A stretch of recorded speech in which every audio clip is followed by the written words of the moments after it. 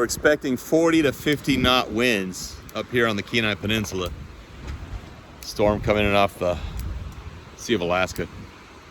But I want to check on my piggies, make sure everything's tied down. But I want to also let you know about the latest episode. I had a good talk with Jack Maxey again this morning. We're talking about all the corruption in D.C. How is it that this has all come to be? Oh, there's Buster. That's my 600-pound breeding boar right there. Buster. That guy's a beastie. I'll introduce you to him later. But yeah, Jack and I had a good talk about blackmail and how blackmail is a very solid tool in DC and basically international politics right now. And it's one of the biggest tools of the intelligence services from various nations. So, sit down, grab some coffee, and listen in. I think you'll find this very interesting. Again, God bless and freaking watch your six. Trained journalist, history expert, and combat photographer in Central America. It was an illegal covert operation. It was one of the darkest moments of my life. The Vietnamese admitted they had arrested Knight and Graham for violating the territory of the Socialist Republic of Vietnam, and they were in prison. But now, the Vietnamese played pirate, demanding a ransom of $10,000 per man. The British government would not pay a ransom, would they? They don't pay official ransoms. They always make a thing of, we don't pay, otherwise it just happens again. I was held for 11 months, and 7 of those I was in solitary confinement. By the 17th of May, 1984, Graham was free and returned to America. In the years that followed, Graham's thirst for adventure remained unquenched. He succeeded in working as a photojournalist, and also, ironically, for the CIA during the US war in El Salvador. Greetings and welcome to Cork's Critical Thinking Corner. Today, once again, we have Jack Maxey. Jack Maxey, who came into possession of the Hunter Biden laptop from Rudy Giuliani and has been a longtime researcher in Wall Street and also as an investigative journalist. Had been on Steve Bannon's War Room, is where you may have recognized him visually. Jack has been at this for quite a while. Very accomplished, very polished in how he's been able to find out and get to the root of things. And Jack, how you doing today? Doing well, Court. Doing well. Fantastic. I'm so happy we're gonna talk about this because we've talked about this quite a bit. And it's the question of how many of our politicians do you think have something on them that is being used by nefarious or just parties willing to blackmail them in order to have control over their decisions publicly? Well, I think blackmail is actually an integral part of our political process at this point. I think it's used by both the donor class. I think it's used against the donor class. But more importantly, I think it's used by both our intelligence services and other intelligence services to control the behavior of our elected. All these scandals that you see in the press, especially the Washington ones, they're whispered about long before they decide someone needs to be taken down. And therefore, the intelligence services, the same people who are going to be looking at clearances for these elected officials, their staffers, et cetera, also aware of these things. I always tell the anecdotal story of, Mr. Smithers arrives at Washington as a new congressman, and 2 weeks later, he gets a call from the office of the deputy director saying a Special Agent Jones would like to come brief you on a national security issue. The guy comes over and he's like, hey, we've seen you at this bar in DuPont Circle regularly, and apparently there's some fellows there from the terrorist watch list, and we just want you to be careful if you go back to that gay bar. Right? Yeah. Please say hello to Mrs. Smithers, right? And then that guy is, of course he's going to vote for the $500 million headquarters.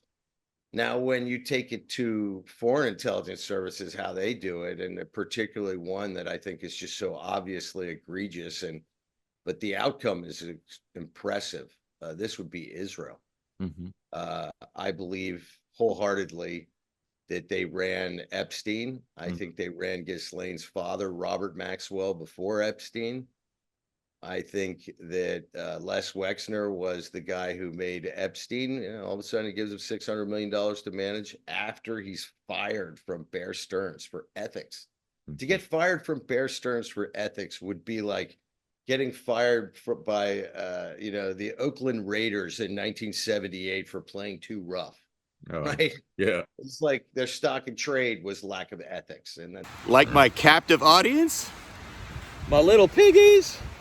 Don't touch the wire, little kids.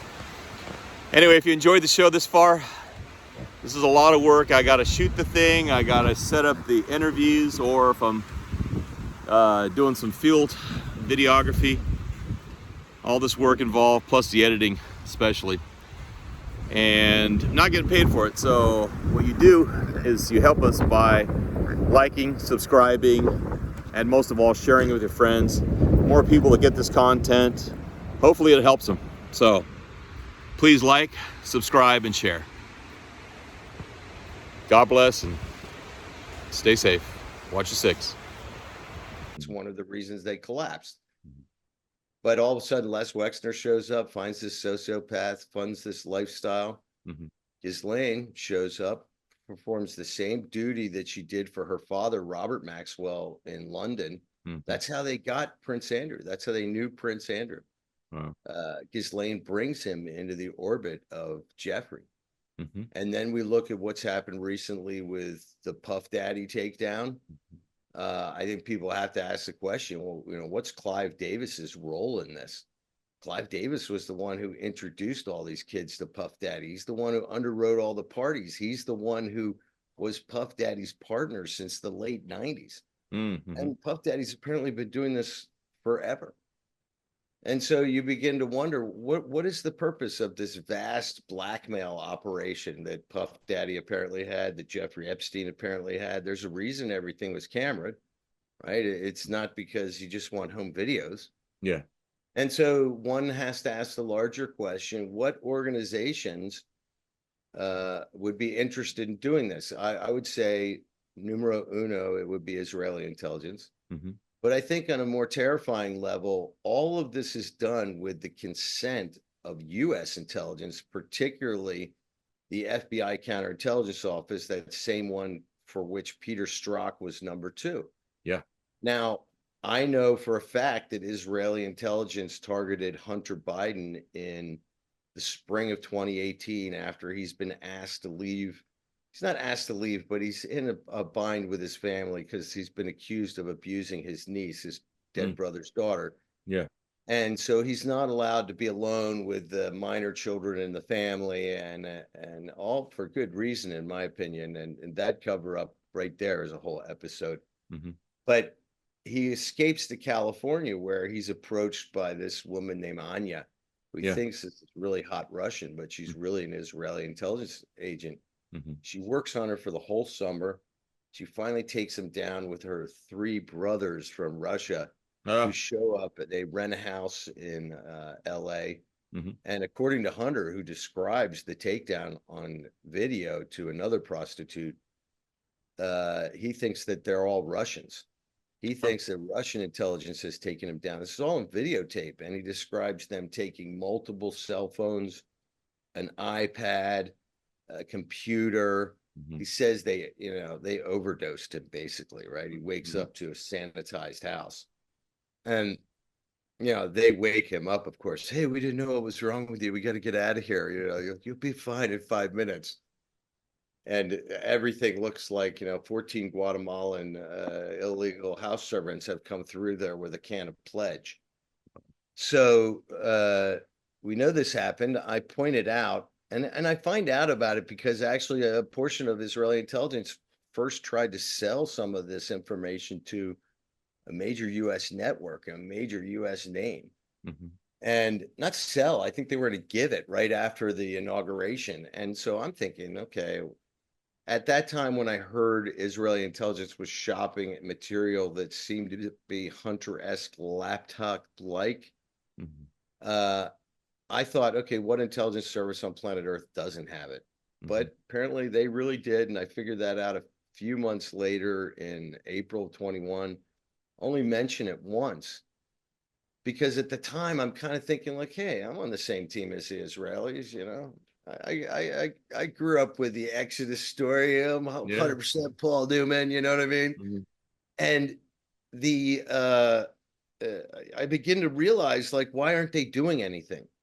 Why aren't they stopping Joe? I do see that Joe's position on Iran immediately changes right after the inauguration, but they don't take him out. Mm-hmm. And then I'm in Puerto Rico, about to head to Europe to do a forensic on the laptop. Yeah. And it's not U.S. intelligence comes and sits me down in a chair. It's Israeli intelligence in San Juan, Puerto Rico, at a bar called Taberna Selfies. I mean, there were other people there witnessed it. Uh-huh. They didn't know who they were, but they're like, "Hey, man, what are those people putting Maxey in a chair at the end of the bar for?" Wow. And the fact of the matter is, I initially, after thought, we thought, okay, well, maybe they're just trying to let the U.S. intel guys who at that time were harassing me, that they've got eyes on you too. And, you know, maybe we're all still on the same side. But then again, nothing happens for months and months. I never mentioned the Israelis one more time from that meeting, 14th of February, 2022 in San Juan, Puerto Rico, until about, I don't know, must have been, I waited 6 months after October 7th to tell the story because I didn't want someone to say, oh, Maxey's trying to interfere with the war and harm Israel. But the fact of the matter is, they have enormous blackmail material on the Bidens. For example, when I went to Switzerland and did the forensic survey, one of the things that we uncovered are 5 mirror copies of the Biden family phones. And this is somewhat confirmed because Joe says, Hunter, don't talk about this. It's about the abuse allegations on text. My people tell me my phone's been hacked. Darn right. Hunter put spyware on all of his family's phone because he was afraid he'd get exposed for the abuse. Well, hey, man, if I got that stuff, and I'm not going to crack it. We had guys who said, oh, we could crack that. I said, I can't do that, right? But I gave it to Congress. I gave it to the proper authorities. I gave it to all the major news networks on planet Earth. Yeah. Congress has subpoena power. Well, what about a foreign power that doesn't care about subpoena power? They have access to all the private Biden communications. If you consider how damning what we have is, imagine what they have. In fact, Hunter even says they got way more than I ever have on these computers. And it appears that Hunter tries to erase good portions of his computer, clean it up. In between that takedown, the first weekend of October 2018, by the 3 male Israeli assets and the female Anna, they're photographs of all these people. Yeah. The female is the one that everyone has seen where Hunter's laughing with his shirt off and the white jeans holding the girl's ponytail, and all the media blanks out her face. You notice like her face is blanked out by all the media. She's a Mossad asset. Yeah. Interesting. And I talked to them about it. I showed them all the pictures. The whole time I had this guy, probably 250-pound guy. It's called like the butcher from Odessa. He had red hair, head like twice my size. Yeah. With his like 60-pound arm on my shoulder, smiling like this next to my face. Yeah, it's quite a story. And then, you know, we parted ways. I mean, the most interesting thing in a way was the 2 Puerto Rican assets that they had sitting at the table with them, you know, their cover. It was just clear when I went over that the 2. So what exactly were they dictating to you, or they were just having a conversation? Here's what happens. And it's, you know, there's people like Michael Yon who are going to be like, Maxey's off my list. So I'm down in San Juan, Puerto Rico. This is a super stressful time in my life, right? I'm hanging out with a dear friend of mine who's got Parkinson's. He's not in good shape. So he's like a great guy for me to just go chill with, you know. But I have all these other friends and I'm going out at night occasionally to meet them. So I call up some friends of mine and I say, hey, you guys want to go out? And they say, let's go to Taberna Selfies. And it's this cool bar where you serve yourself beer with like a credit card that you load when you walk in the door. Right? Yeah, actually my ideal spot, right? And so I'm hanging out there with these 2 girls I know, and this 4th guy shows up who I kind of vaguely know, but not well. And we finish dinner, and I say to him, I said, look, you know, I've got this joint in my pocket. I said, we should smoke it. And one of the girls is a big girl, and she's like, well, I'm only smoking if we do it at the table. I said, we can't do it here. She's like, why not? We know everybody. I said, yeah, but it's still like not cool. And, you know, theoretically illegal at that time. Not to smoke it if you have like, you know, a script and all that crap, but theoretically, I mean, not enforced. But I say, look, let's just walk up to the corner. She says, no. Carlos, the guy, says, I'll go with you. So we walk up to the corner, stand at the corner. He lights it up. And within a second, there's a table of 4 at the end of the sidewalk. And this woman says, hey, what are you doing over there? And I said, whoa, see, Carlos, I told you we should have walked around the corner. Like, you know, because he kept saying, oh, come on, just walk to the edge of the street. You know, like he didn't care. Like it was New York or something. And so I said, oh, I'm so sorry. And she goes, no, no, I love it. I said, oh, you want a hit? I walk over, hand her the joint. Next thing I know, I have a chair stuffed under my ass. This guy's got his elbow on my shoulder, and she's holding the joint, right? Not an unattractive woman, but a large woman, right? Yeah. And this guy's like supersized. And then there's a Puerto Rican couple who are also at the table. And she goes, so Jack, what are you doing in Puerto Rico? I mean, I knew these people were Puerto Rican when she called me over, but I hardly suspected they were 2 Mossad agents. And I said, just hiding out. She goes, that's exactly what we thought. And I look at her, I go, what are you doing in Puerto Rico? And she goes, Jack, we work for Israeli intelligence. And I'm like, holy crap. Well, then you got a much better copy of this hard drive than I've got. And I'm still at that time carrying it in my pocket. I was like, hey, kudos to Anna. She was great. And she kind of was. She never actually gave it up to Hunter. She was this pro who would order out for the blow, and the other prostitutes, when Hunter finally had enough blue pills in him that he could actually do the trick. So that was her cover. She was going off. So I had this conversation with him. I'm like, hey, I hope I didn't cause anyone any problems, but here's their pictures, you know, right? Like, when are you guys going to do something about this president? You know, I don't want a nuclear Iran either. Like, when are you guys going to do something? Yeah. And so, as I said, the most interesting thing is once the 2 Puerto Ricans realized that we were talking about the president's son. And at this point, it's the president of the United States' son. And this is how you have to understand how serious this stuff is. We all think it's just Hunter.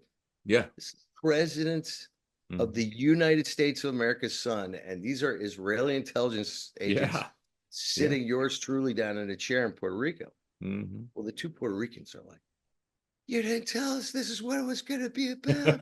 You didn't sign on for this. I was like, yeah, well, you know, look at me. You know what I mean? I got this guy like this and the woman holding the joint.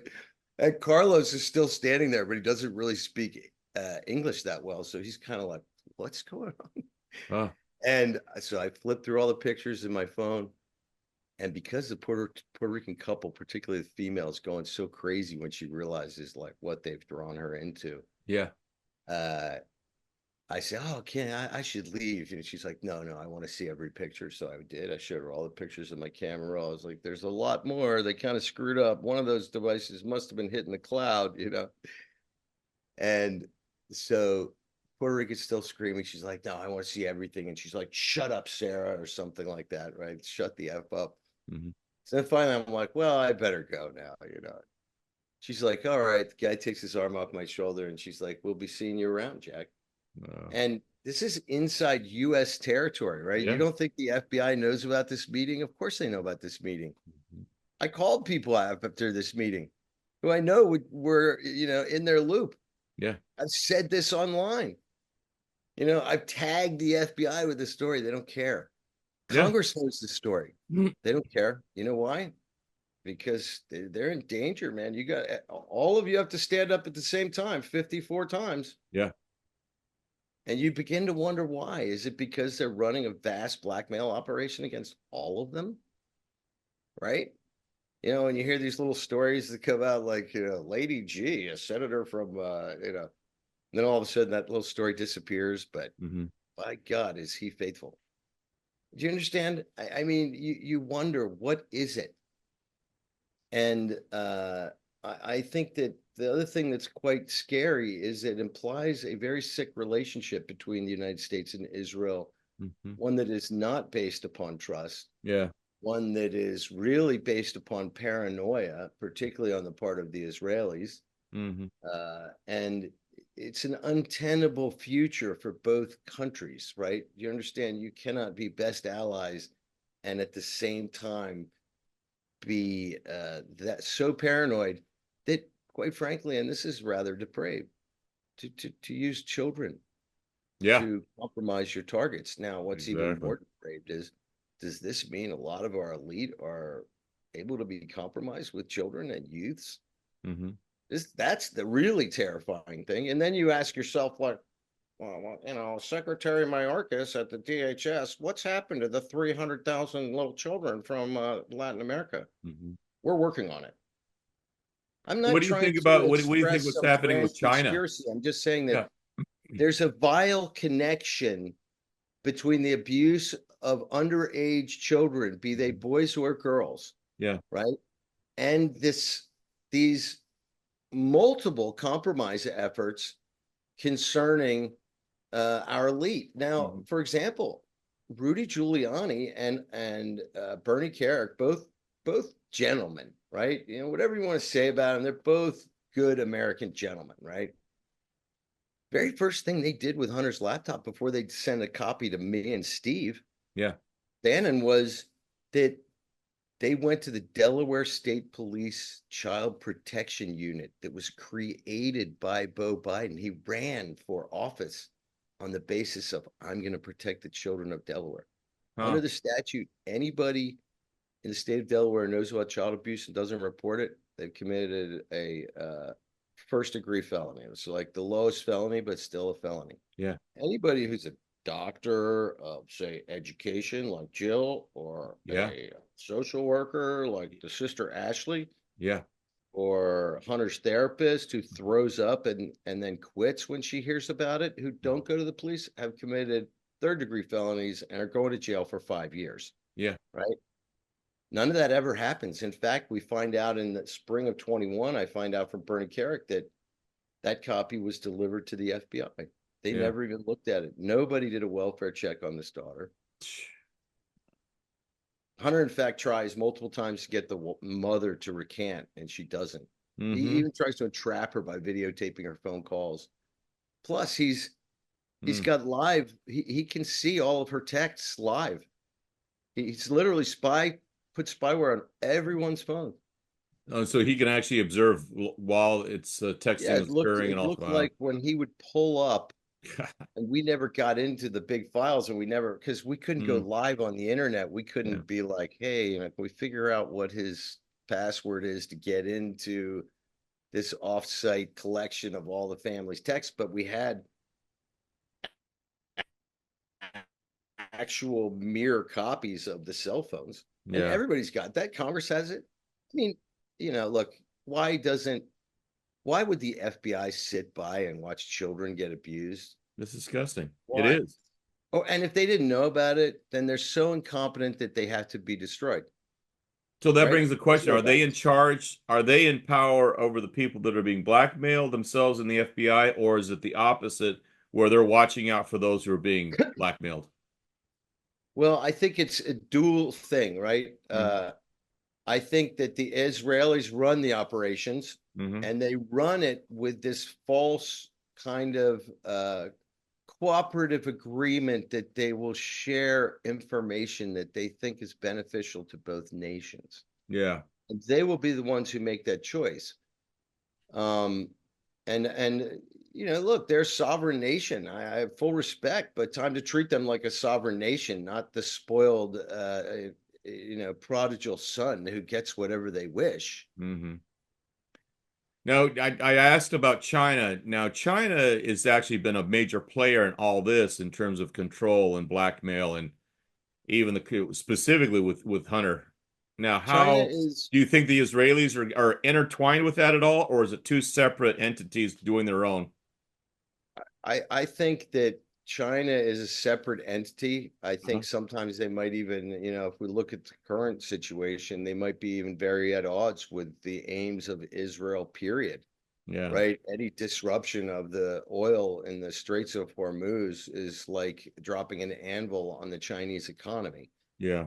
So they have selfish interests that, you know, stretch well beyond whether or not they agree with Zionist principles. Mm-hmm. But they also run a blackmail operation on this country, and the Bidens were deeply compromised by them as well. In fact, the Israelis compromised them simply on the basis of gathering technological electronic data on them Mm-hmm. through having a much superior catalog of information than we have because they stole multiple devices from Hunter. But the Chinese, for example, co-opted the Bidens. And how much time do we have left? I don't want to run through our 45 minutes here. Yeah, no, we got another 23 minutes. We're good. Okay, 23, so 30 here's minutes, a perfect example. Two perfect examples. Joe Biden is given two tasks by the Obama administration. One is to rid those pesky Chinese landfill aircraft carriers from the South China Sea, right? Mm-hmm. All those fake islands that they were creating and Yeah. putting airfields on, had to be eliminated. We've got to keep the sea lanes open. You know, this is your job, Joe, and we're sending you to China. Yeah. Utterly fails. Yeah. But shortly after said failure, Hunter is given a $1.5 billion investment by the Bank of China. This is like Chairman Z. There's Jesus. no Yeah. other Western banking entity from Goldman Sachs to Blackstone or BlackRock have been given $1.5 billion at this point in time by the Chinese government. Mm. Give it to Hunter and Devin Archer and their third partner, this guy named Jamie Bolger, who you never hear about. You know why? Because his father's besties with John Kerry, and his father helped hide his brother Whitey Bulger, for whom this third partner is named for. They get $1.5 billion from the Chinese government. Yeah. It's very clear from the documents that they're committing wire fraud and they're committing fraud against the other LLCs in this big private equity company, because every year the general partner, who's sort of like the licensee, you know, they want legal obligee to make sure that the limited partnership operates correctly, is secretly loaning Hunter, Devin, and Whitey Bulger Jr. millions of dollars every year that then gets turned around and sent back to the private equity fund. So it looks like they've just invested in the next round, right? And these are essentially like 0% interest loans. For just this little scam, forget the wire fraud, because they use a very triangulated method to move the money to the United States and back. In fact, one of the correspondences, they say to Hunter directly, like, Hunter, you guys have to follow these directions exactly because you know what happened last time. And it's basically, they're not afraid of the US regulators, right? We could send it to 4 banks in America and wash it with no problem.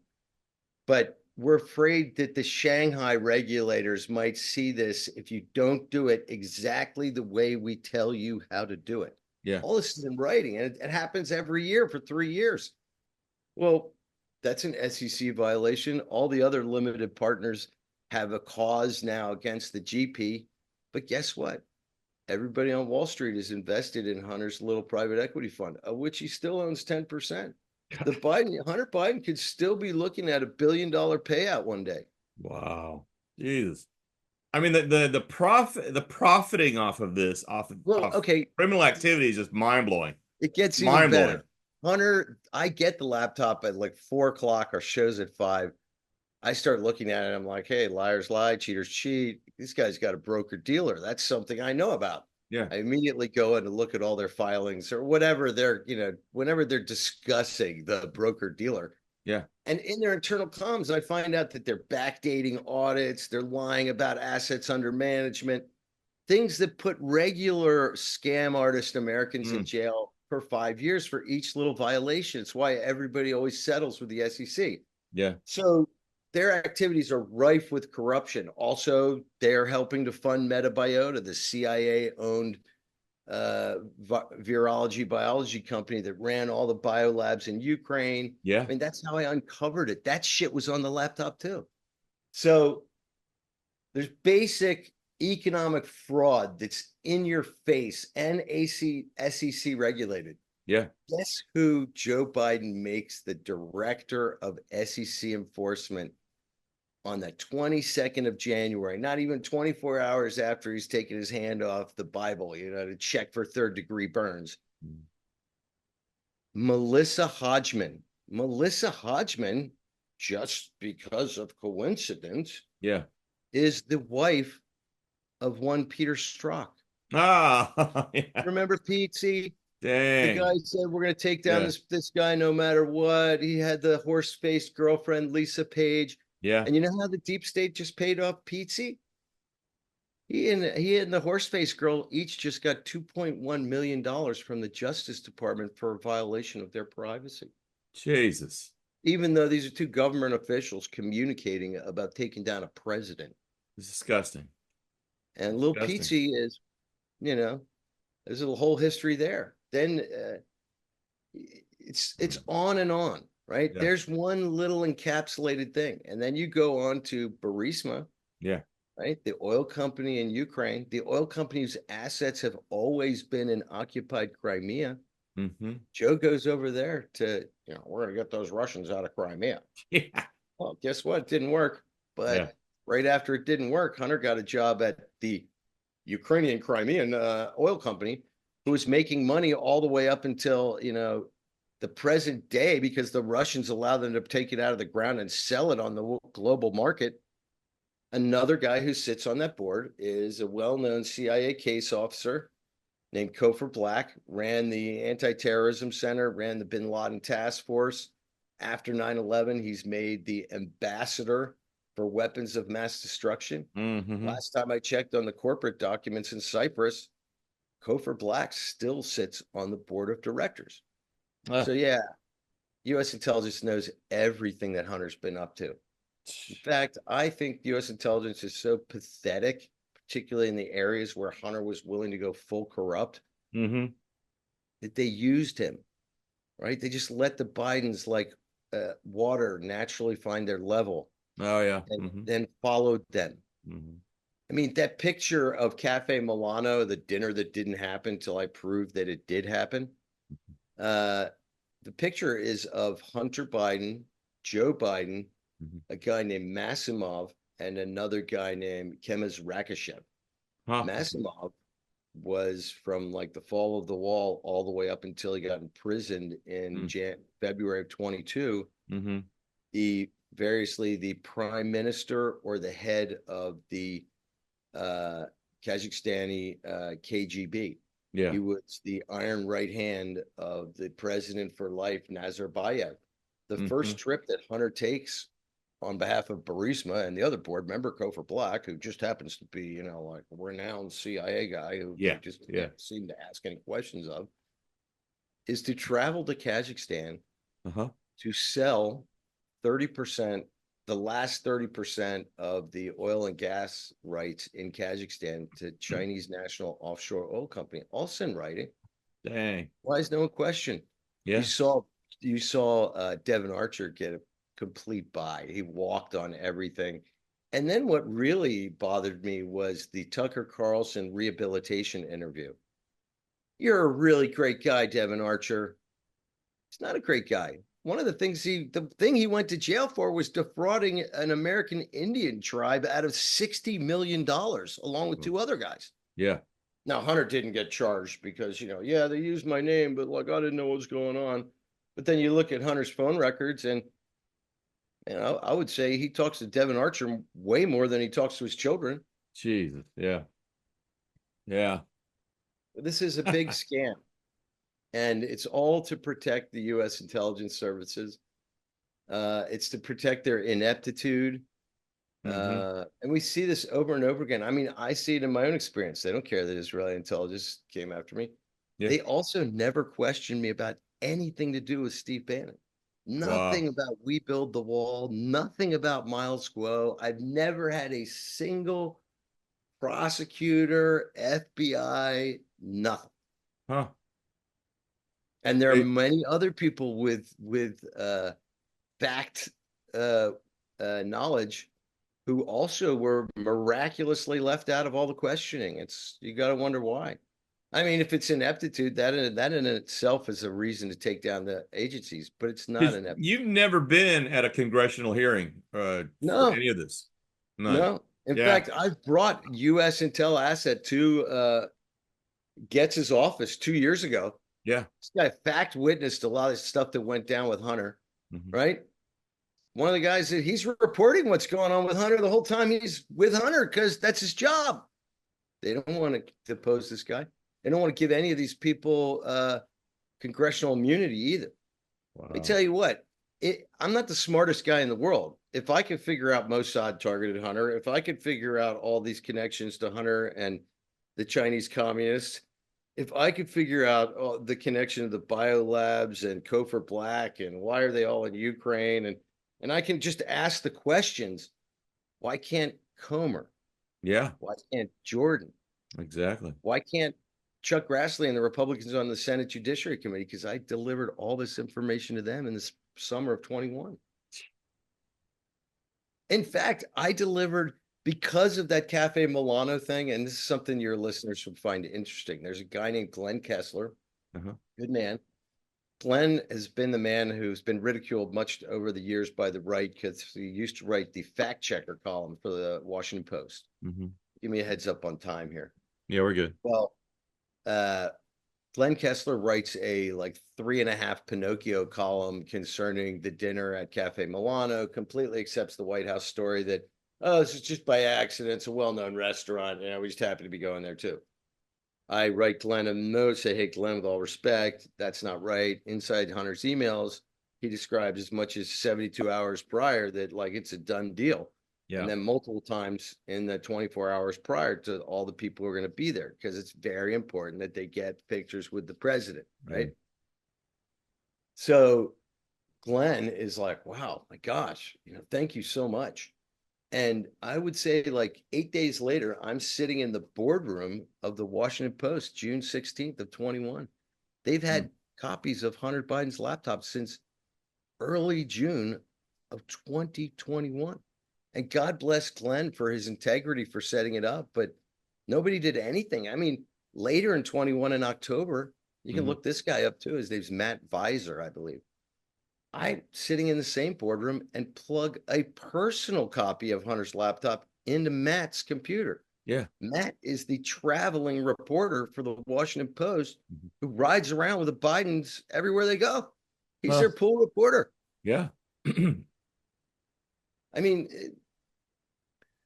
so it's just this web. It's just this web of profit and profiteering and graft. It's just the Washington Post gets bought essentially out of bankruptcy by Jeff Bezos, who assumes, I think, $120 million in debt, and he pays like $60 million for it, right? Thing loses money every year. Why would Jeff Bezos, a guy who hadn't seemed to have an interest in newspapers of any sort, buy the Washington Post, the paper of record of Washington, D.C.? Couldn't have anything to do with the fact that he controls 75-80% of the global cloud storage, and 80% of the revenue that he gets from that is from NSA, DOD, CIA, FBI, DHS, half of our Western allies, right? All of Five Eyes. That's he doesn't make money selling underwear and books, bro. Yeah.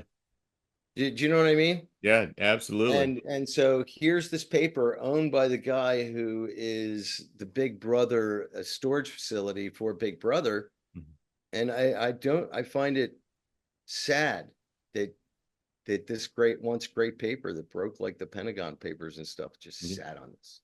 Yeah. It's shameful. In fact. Yeah. I've sat with the editor. Yeah.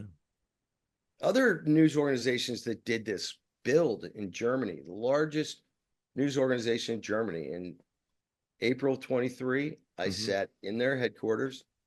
They videotaped my entire meeting with the chief reporter and the editor.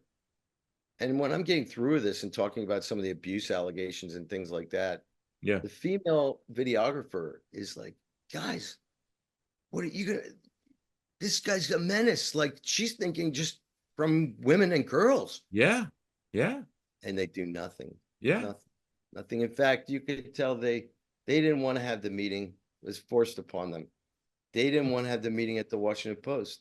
It was forced upon them. So they went through the delicacy of the meeting. Yeah. CNN came to me. I gave everything to CNN in 22 and then again in I think the last time I delivered them something was like in last January. I mean, I look back through my notes, but they have it. New Yorker has it. Tons of people have it. Nothing. Swiss news organizations have it. Austrian news organizations. Hungarians. So what do you see? What do you see happening? I mean, in the future with all this? I mean, Biden should be. I mean, Hunter should be in prison. He's not in prison. He's walking around enjoying himself. Here's the thing. Hunter is like, he's like Christopher on The Sopranos. Yeah. Right. Reliable drug addict who'll just do what he's told to keep his Range Rover. Yeah. Right.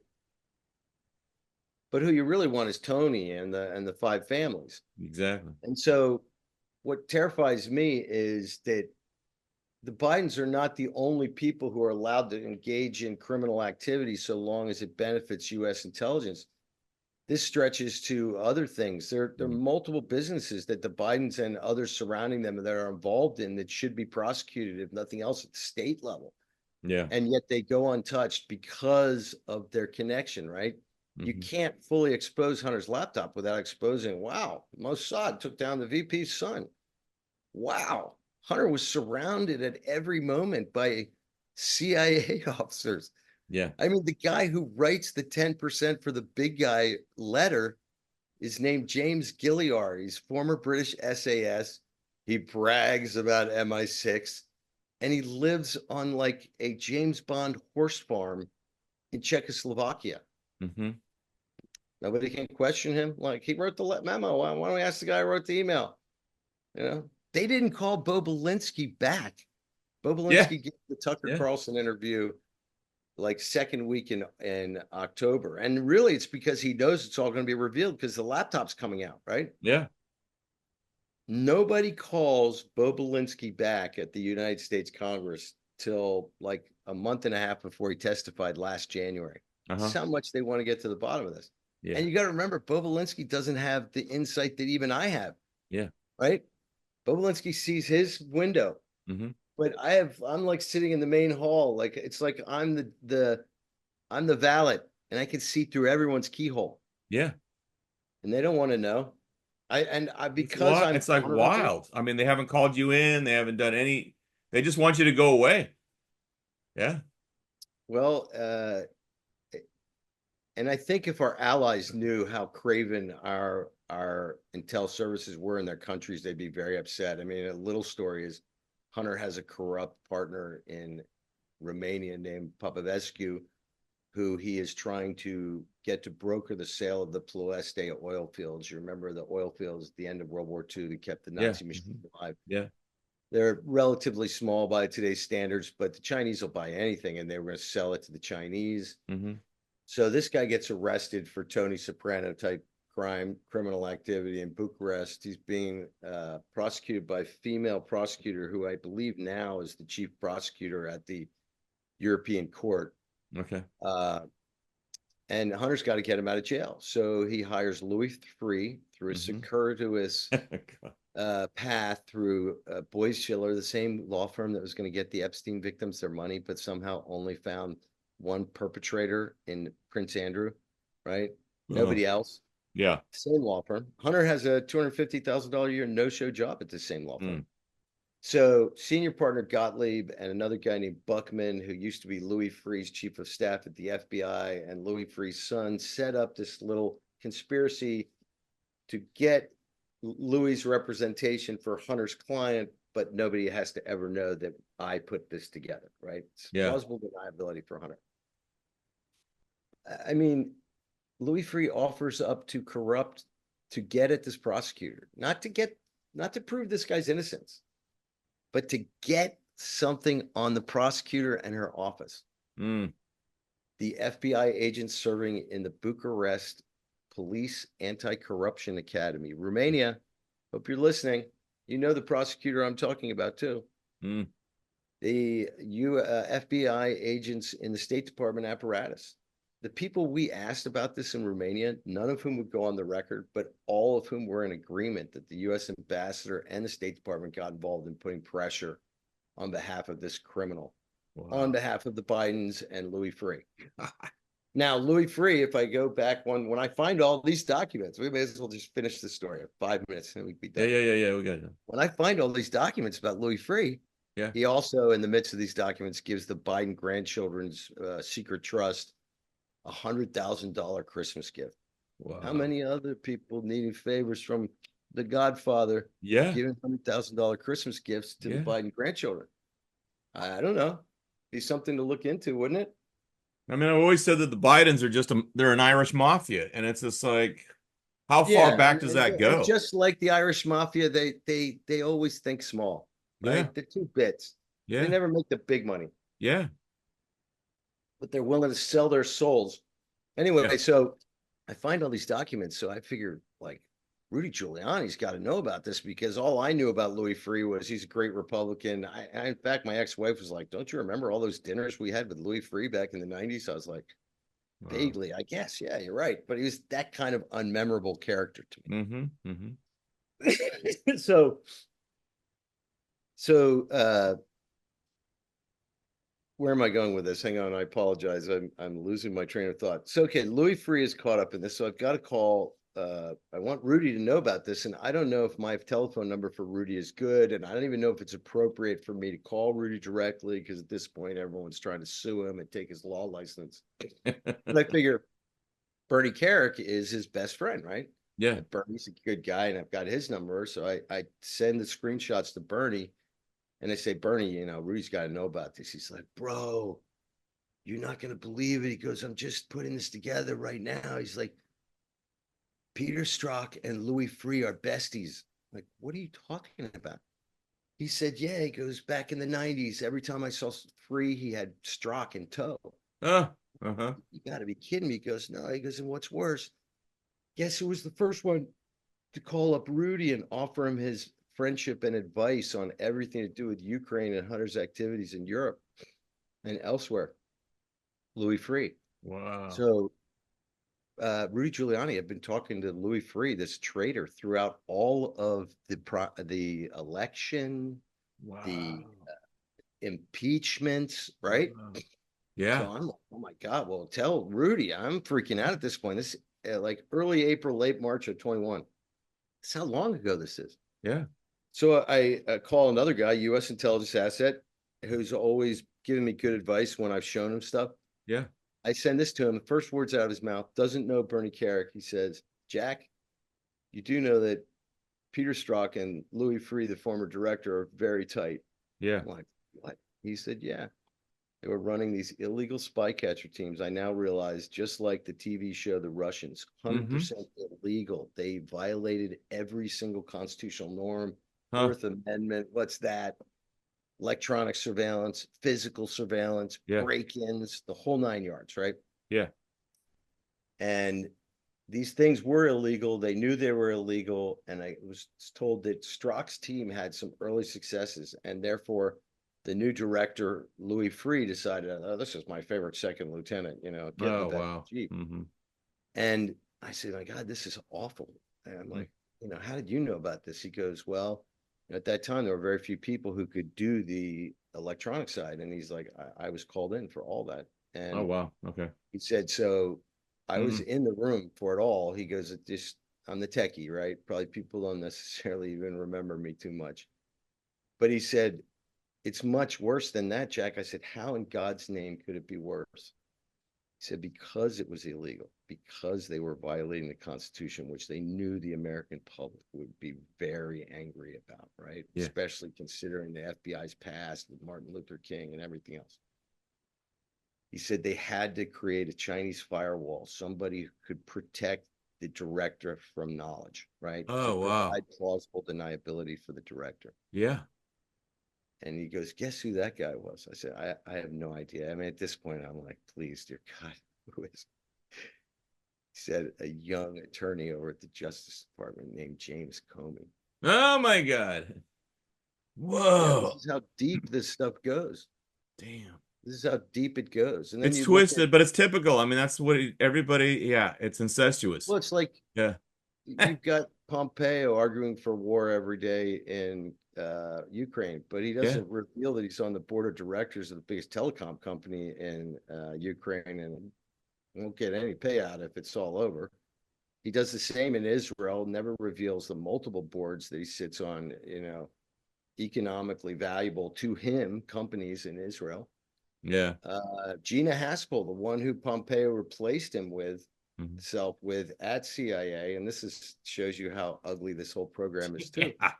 Yeah. Gina was the CIA chief of station in London when they ran the Misfood, Papandoulas, Yep. Cambridge professor, Yep. Steele dossier Yep. scam, right? The Mhm. Russian collusion scam. Exactly. Pompeo made her the head of CIA.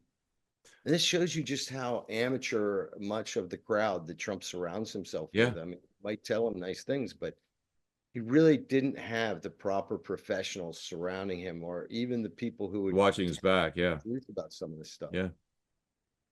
And just like we also find out that Bob Barr, after the election, we find out Bob Barr is giving an interview in NPR. Yeah. And he starts bragging. And yes, after I graduated from college, I was an analyst at CIA for 6 years. They paid for my law school. And Uh-huh. then I was an outside counsel for 21 years to the director. Whoa. And the American Who people, was director at that time? for 21 years, it had to have been several. So what I'm saying is, So how what in year? God's What name years are was these? Barr? So what years was Barr counsel at the agency? You can look back in his career, see when he graduated, 6 years Hmm. prior to law school and 21 years after law school, he was deeply involved in the CIA. Yeah. First stint as a analyst, and the second stint as an outside counsel to the director's office. Yeah. And you know what? He didn't even reveal that to the Senate in his confirmation hearings because by law he doesn't have to. Wow. And you wonder how insidious this whole program is, right? Well, it's like Trump. When Trump came in, it was almost like, the plot to Mr. Smith Goes to Washington. Well, notice, for example, notice how they had that Wall Street Journal reporter who was unfairly arrested for espionage in Russia. Mm. We had to, we'll release the worst criminal on planet Earth to get this guy out because he's been unfairly prosecuted by Russia. Notice how there hasn't been a 60 Minutes interview of this guy explaining just how he was set up and explaining in like innocent detail for the American public just how badly he was, screwed over. You know why? Because I would bet dollars for donuts he was working for U.S. intelligence, just like hundreds of other journalists around the world. And this is half of the problem. Yeah. This is why they can create a narrative that now doesn't hold water anymore, that, oh, COVID didn't come from the lab. Yeah. Well, guess what? That same company, Metabiota, did, because Hunter was raising money for them with the oligarchs at Burisma that revealed the biolabs, they also were in Wuhan. And they were in partnership with George Gao, the head of the Chinese CDC. Oh, well, yeah. Yeah. Because the Biden family set up George Gao with the executives at Metabiota because George's wife is named Xiaoying Zhang. This is U.S. intelligence knows this. The Biden family is compromised beyond belief, but I think that they've looked at it as using the fact that they're compromised and are too stupid to realize it or think they're untouchable. We get some insight. Well, the damage has been done. Yeah, the damage has been done, but how much damage are we looking at? That's what I'm curious. Oh, we're looking at massive damage. I think one of the major things that is going to come out of this, and it's not all going to be motivated by Hunter, but for myself and many people who've studied these issues for decades, the greatest shock for us has been the extent of the corruption. Yeah. I mean, I've just touched on a few of the grifts. The Biden family and other major Democratic Party officials through this one kingpin kind of guy, who's sort of he's an axle point. This guy named Jeff Cooper. He's a bagman for Dick Durbin from Illinois. He's the guy who broke the records on Obama's special a Senate candidate opponent 2 weeks before the election, winning him the Senate, and then he's president 18 months later. Remember that whole thing? Yeah. This Jeff Cooper. He's probably the top asbestos lawyer in the country. Joe gave him a gift by adding 10 more years to the time they can sue every American company. Yeah. He's given Hunter and Bo no-show jobs, and he's Hunter's partner. One of the things they own is a company called Ocho Rio, or Ocho Rio Game. Ocho Rio, yeah. It's based in Peru. You're Peruvian. You could look this up. I should give you I all the know dots. Ocho Rio. Yeah. An online gambling company. I mean, Yeah. anyone in your audience watch Ozarks? And I'm told by people from the IC community that the rumor was that Carlos Slim paid all the bribes to the Peruvian officials to get this deal done. Yeah. Right. So imagine how much money you could launder through a gambling operation in Peru. Yeah. Right. So, and then I hear the Carlos Slim story, and I'm like, wait a second, there's pictures of Carlos Slim and Hunter and this guy, Jeff Cooper, in the vice president's office at the annex. This is wild. This is just wild. And the person telling me this doesn't know this. So you're going like, whoa, the confirmation here is off the charts. And this is somebody from the inside telling me this. In fact, metabiota, I didn't even know to look for metabiota. It was such a thin piece of this, terabyte of information, or half a terabyte of information, until I was told about it by guys from US military intelligence in August of 21, who came to me when Afghanistan was collapsing, and I gave them a copy too. Wow.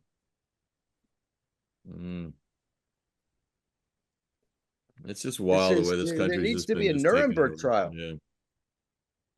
I do think, though, Court, and I've said this before, as we watch Ukraine collapse, it's such a focus point for so much of this bad behavior, from the overthrowing of the government in 2014 to the establishment of the bioweapons research on Ukrainian soil.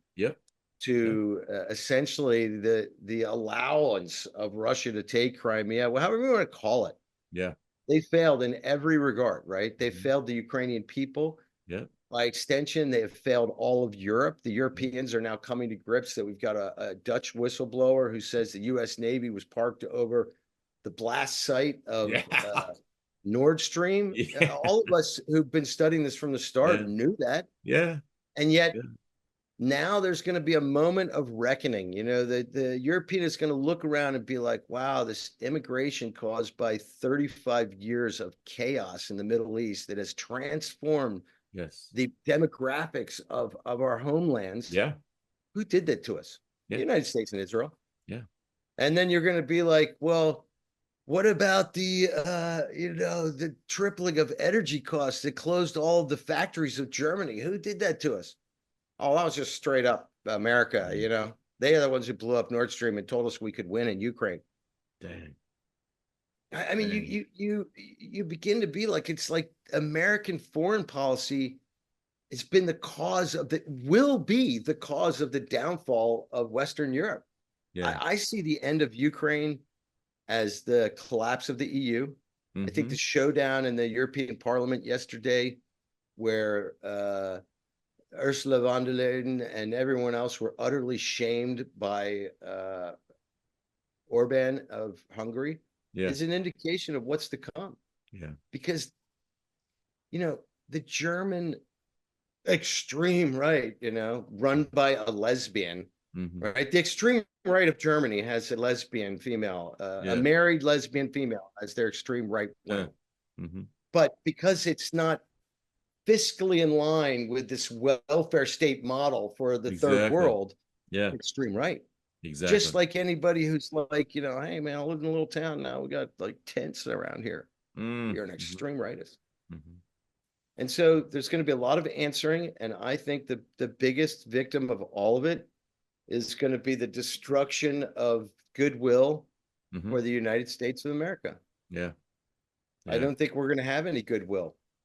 And I don't see NATO surviving. I mean, come on, right? And frankly, it should have It's been a disbanded a farce. long time ago for what it was It designed was to do. literally Yeah. a farce. What NATO should do is kick the United States out and go sign a mutual defense pact with with Russia.